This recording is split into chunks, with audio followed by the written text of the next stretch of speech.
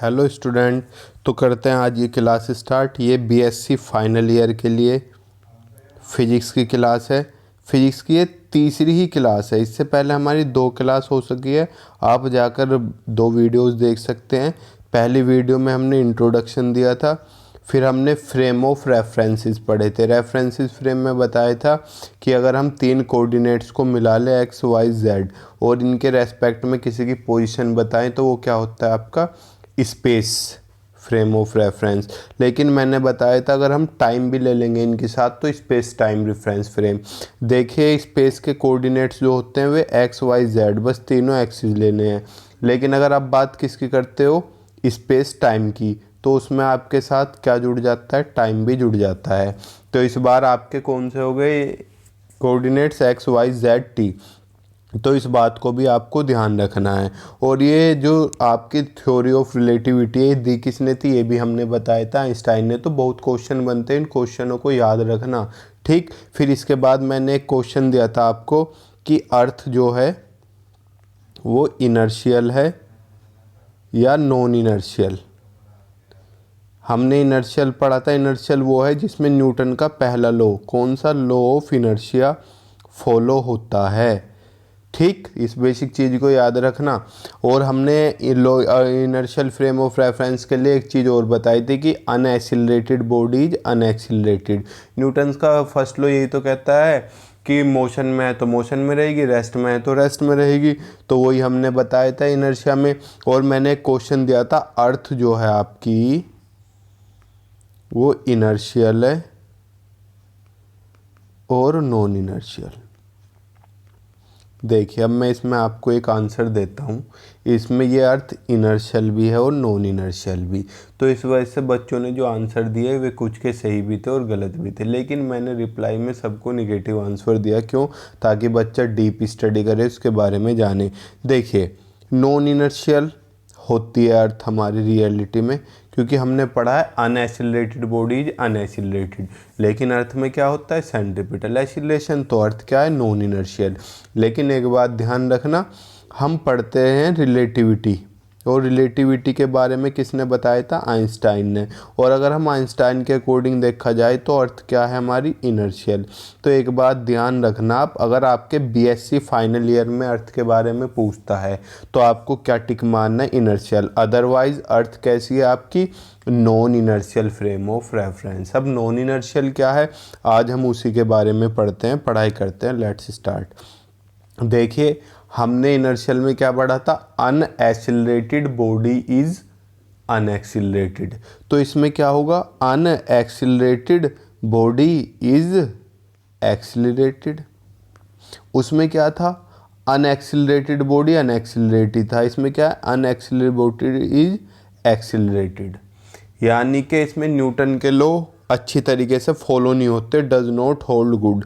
इनका दूसरा नाम क्या है, एक्सिलरेटिंग। उनका क्या था, अनएक्सिलरेटेड। रोटेटिंग उनका क्या था, non rotating frame.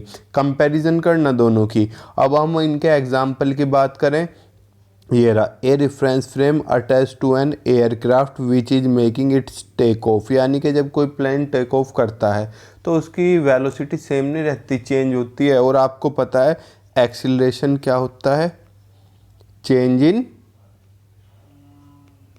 Velocity with respect to time. Hindi की बात करूं मैं, वेग परिवर्तन की दर, दर होता है समय, चेंज इन वेलोसिटी। अगर किसी को इस बंदे को इससे नहीं पता हो तो हमने एक फॉर्मूला पढ़ा है, v equals to u plus a t. First equation of motion v minus u equals to a t. और अगर आप चाहो तो t को अपॉन में लिया, v minus u upon t is equals to a. यो एक्सीलरेशन आ गया, ऊपर क्या आ गया, वेलोसिटी में डिफरेंस यानी कि चेंज। यानी कि अगर वेलोसिटी चेंज होगी तो एक्सीलरेशन प्रोड्यूस होगा। तो यही हम बताना चाह रहे थे कि अनएक्सीलरेटेड बॉडी क्या होती है, एक्सीलरेटेड होती है इसमें, ठीक। नेक्स्ट अब अगर हम टॉपिक पे चलें तो हमारा आता है गैलीलियन इनवेरिएंस।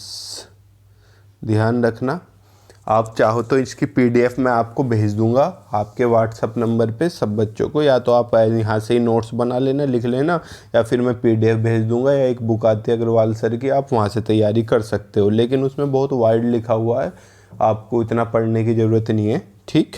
चलो अब हम आगे चलते हैं, हमारा है गैलीलियन ट्रांसफॉर्मेशन। देखिए गैलीलियन ट्रांसफॉर्म, पहले क्वेश्चन समझिए क्वेश्चन क्या कहता है। What is Galilean transformation, establish Galilean transformation equation and prove for the Galilean invariance. पहले समझते हैं हम गैलीलियन ट्रांसफॉर्मेशन। ट्रांसफॉर्मेशन पहले हम समझते हैं वर्ड ट्रांसफॉर्मेशन का मतलब क्या है। आप भले बदले जानते हो ट्रांसफॉर्म का मतलब क्या हो, बदलना। तो हमारे जो गैलीलियो थे उन्होंने क्या किया, एक रेफरेंस फ्रेम के रेस्पेक्ट में दूसरे रेफरेंस फ्रेम से किसी बॉडी की वेलोसिटी का बताया। हमने बताया था अगर हम किसी को देखते हैं, यानी कि हमें किसी की वेलोसिटी बतानी है, तो हम डायरेक्टली नहीं बता सकते, किसी ऑब्जर्वर के थ्रू बताते हैं। यानी कि जैसे मैं बात करूं, ये क्या है आपके, ये आपका कोई ट्री है, ये खड़ा है, ठीक। खैर ट्री तो खड़े ही होते हैं, चलते तो है नहीं। आप साइकिल से जा रहे हो, ठीक, जो भी होगी साइकिल है ये, इस पे बैठे हुए आप जा रहे हो, तो आपको ट्री की वेलोसिटी कुछ और लगेगी। लेकिन अगर मैं बात करूँ, इस ट्री को आप कार से देखते हो, कार से, ठीक। तो जब आप कार से देखोगे तो वेलोसिटी कुछ और लगेगी, और आप ट्रेन से देखोगे तो इसकी वेलोसिटी और कुछ लगेगी।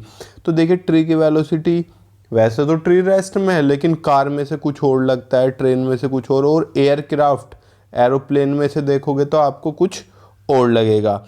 इसलिए मैं आपको बताना चाहता हूँ सिंपल सी चीज़। तो यही बात हमारे किसने बताई थी, आइंस्टाइन ने बताई थी, कि अगर आप किसी को भी वेलोसिटी डिस्क्राइब करना चाहते हो, किसी के रेस्पेक्ट में बताई जाती है, और वो देखने वाला बताने वाला कौन होता है, ऑब्जर्वर। क्या होता है, ऑब्जर्वर। तो ऐसे इन्होंने बताया कि ऑब्जर्वर दूसरे फ्रेम ऑफ रेफरेंस में है और बॉडी दूसरे फ्रेम ऑफ रेफरेंस में है, और हो सकता है हमारा फ्रेम ऑफ रेफरेंस रेस्ट में हो या चल रहा हो। देखो चलेगा या तो एक्स एक्सिस के अलोंग, या वाई के, या जेड के, चल तीनों के भी सकता है, दो के भी, लेकिन आपके सिलेबस में एक ही है, या तो एक्स के अलोंग, या वाई के अलोंग, या जेड के अलोंग। तो या तो एक्स पे ही चलाओगे, या वाई पे ही चलाओगे, या जेड पे ही चलाओगे।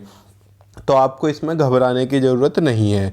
तो देखिए इन्होंने क्या बताया, suppose a physical phenomena is observe in two inertial reference frame moving with uniform velocity relative to each other and the time interval registered in both the frame is same।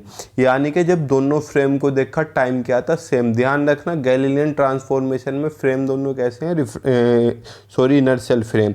Then the various quantities measured in one frame of reference can be transferred to the second frame। This process is known as Galilean transformation। यानी कि जो different quantities हैं एक frame में जो measured कही हैं, transform to the second frame, दूसरे फ्रेम में क्या की जा सकते हैं, ट्रांसफॉर्म, यानी कि बदली जा सकती हैं। यो ही हमारा प्रोसेस क्या कहलाता है, this process is known as Galilean transformation. अब उन्होंने इस प्रोसेस को काम यानी कि अंजाम कैसे दिया था, ये थोड़ी सी थ्योरी लिखी हुई है। क्या, हमने दो फ्रेम ऑफ रेफरेंस मान लिए, एक हमने मानना एस, दूसरा हमने मानना एस डैश, वो ये एक्स एक्सिस, ये वाई एक्सिस, ये जेड एक्सिस, ठीक। एस डैश वाले पर डैश डैश मान लोगे, और एस वाले को आप एक्स वाई और जेड ही मानोगे। सिंपल बेसिक इतना ही मानोगे। यही लिखा हुआ, let S and N dash be the two inertial frame reference S dash moving along the plus x axis with a constant velocity v relative to S. यानी कि जो मैंने दो फ्रेम ऑफ रेफरेंस बताए ना आपको, एस और S dash, ठीक है। देखिए अब सिंपल सी चीज़, जो एस डैश है वो वी वेलोसिटी से चल रहा है, जो आपका एस है वो किस में है, रेस्ट में। यहाँ फिगर क्लियरली बनी हुई है यदि आप इससे समझना, ये जो आपका ये रहा, ये तो है आपका एस, और ये जो आगे बना हुआ है ये है आपका एस डैश। ये देखिए जो एक्स डैश है ना, एक्स डैश ये एक्स के ऊपर ही है, और जेड डैश जेड के ऊपर ही है। ऊपर कैसे, देखिए मैं आपको एक सिंपल सी लैंग्वेज में समझाता हूँ। ये आपका एस है, और इसके ऊपर जो बना हुआ है आपका, देखिए कलर चेंज करता हूँ मैं पेंट ब्रश का, इसके ऊपर जो बना हुआ है ये आपका एस डैश है, ठीक। अब एस डैश वेलोसिटी से चला, एस डैश चला। अब देखिए ये आपका एस था, अब एस डैश चलाते हैं हम। एस डैश जैसे ही चलेगा, मान लो चल के यहाँ पहुँच गया, वो मैंने मान लिया इधर की साइड चल रहा है, आपके राइट हैंड की साइड। तो जब चलेगा एक्स ही छोड़ी तो उतनी नहीं, एक्स एक्स के ऊपर ही रहेगा, जेड जेड के ऊपर, और ये वाली थोड़ी सी खिसक के पहुंच जाएगी। थोड़ी सी कितनी, अब आपको सिंपल सी चीज़ पता है, speed equals to distance upon time. रुकिए मैं इसका कलर थोड़ा रेड ही ले लेता हूँ, रेड क्लियर चमकता है। Speed equals to distance upon time या velocity equals to displacement upon time. ठीक, तो डिस्टेंस कितना हो गया, वेलोसिटी इंटू टाइम, वेग बराबर दूरी बटे समय। तो वी वेग से चल रहा था और टाइम हमने टी मानना था, तो कितनी डिस्टेंस चला वो वी टी। तो यहाँ जो बीच में डिस्टेंस चला हुआ है, ये कितनी डिस्टेंस चला हुआ है, वी टी। ठीक, वी टी चला हुआ है ये। अब हमने एक पॉइंट मान लिया पी, जो रेस्ट वाले फ्रेम से यानी कि एस वाले फ्रेम से डिस्टेंस यानी कि पॉइंट क्या है उसके, एक्स वाई जेड टी। और जो हमारा एस डैश है इसके क्या होंगे, देखिए एस के तो हमने स्पेस टाइम पॉइंट क्या मान लिया, एक्स वाई जेड टी, यही बताए थे मैंने। अगर मैं आपसे बात करूं एस डैश की, किसकी, एस डैश की, एस डैश के हमने कितने मान लिए, x dash y dash z dash और टी डैश। ठीक, सिंपल सी चीज़ है, इसमें कोई दिक्कत वाली। देखो अब मैं आपसे बताता हूँ गैलीलियो ने क्या बताया था। गैलीलियो ने बताया था कि ये जो आपका y और z, ये तो चेंज नहीं होने, ना टाइम चेंज होना। सिंपल सी बेसिक सी चीज़ है। ये चेंज क्यों होंगे भाई, अभी हमने पढ़ा है एक बेसिक सी चीज़ कि y और z तो अपनी जगह पर ही रहने हैं, इनसे तो लेना कोई देना नहीं। और टाइम क्या है दोनों के लिए सेम, क्योंकि ऑब्जर्वर दोनों को एक साथ देख रहा है। तो बचा x। अब x की बात करते हैं। देखिए यहाँ से यहाँ तक x और x डैश यहाँ से यहाँ तक था और डिस्टेंस वी टी थी। तो x की वैल्यू हमारे पास क्या आ गई, x dash plus we T. यानी कि अगर वी टी और x को जोड़ दें ये रहा, तो ये क्या बन जाएगा, क्या आपका x नहीं बन जाएगा ये। अब आप इसे ऐसे समझिए, ये आपकी कंप्लीट x है, यहाँ से यहाँ तक x डैश है, और ये जो खाली जगह बच गई ये वी टी है। तो we T plus x dash किसके बराबर है, एक्स के। तो we T plus x dash किसके इक्वल, एक्स के। तो एक्स डैश की वैल्यू क्या आ गई, एक्स, वी टी प्लस का है दूसरी साइड जाके माइनस का। तो जो गैलीलियो ने ट्रांसफॉर्म किया था वो हमारे सामने आ चुका है। अब इसमें डरने वाली कोई बात नहीं। देखिए अब मैं आपको दिखाता हूँ। देखो ये रहा, गैलीलियो ने जो ट्रांसफॉर्म किया था, x dash equals to x minus v t, y dash equals to y, z dash equal to z और t dash equals to T.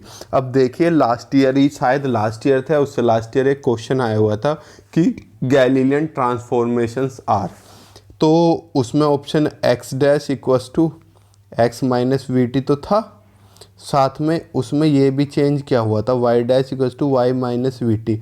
हमारे कुछ दोस्त मित्र दिमाग चलाते हैं और वे इस पे भी टिक मार के आए। तो आप ध्यान रखना, एक ही एक्सिस पे चेंज होगा, या तो y dash equals to y minus v t तो एक्स जेड ऐसा ही रहेगा, या z dash equals to z minus z t, x dash और वाई डैश ऐसे ही रहेगा। तो यही हमारे किसने बताया था, यही सब हमारे गैलीलियन ट्रांसफॉर्मेशन का एक हिस्सा है। जैसे ये रहा, the set of equation first to fourth are the Galilean और न्यूटोनियन ट्रांसफॉर्मेशन इक्वेशन। तो अगर वो गैलीलियन की जगह न्यूटोनियन भी पूछता है, गैलीलियन की जगह न्यूटोनियन, तो ये भी यही चीज़ है, इसे देख के घबराना मत। फर्स्ट टू फोर्थ आप देख सकते हो, फर्स्ट सेकंड थर्ड फोर्थ, ये सब हमारी क्या थी, गैलीलियन ट्रांसफॉर्मेशन। कल हम आपके बारे में जिक्र करेंगे इसके गैलीलियन इनवेरिएंस। और एक चीज़ और आपके लिए आज का क्वेश्चन है कि जो law of momentum of conservation है वो गैलीलियन ट्रांसफॉर्मेशन में फॉलो होता है या नहीं होता। ठीक, आज का क्वेश्चन एक बार और सुनिए कि कंजर्वेशन ऑफ मोमेंटम का लॉ जो है वो गैलीलियन ट्रांसफॉर्मेशन में फॉलो होता है या नहीं होता। ठीक, तब तक के लिए good luck, all the best. और वापस से अगर कोई एनरोल होना चाहता है तो इस नंबर पर व्हाट्सअप मैसेज करिए। Thank you.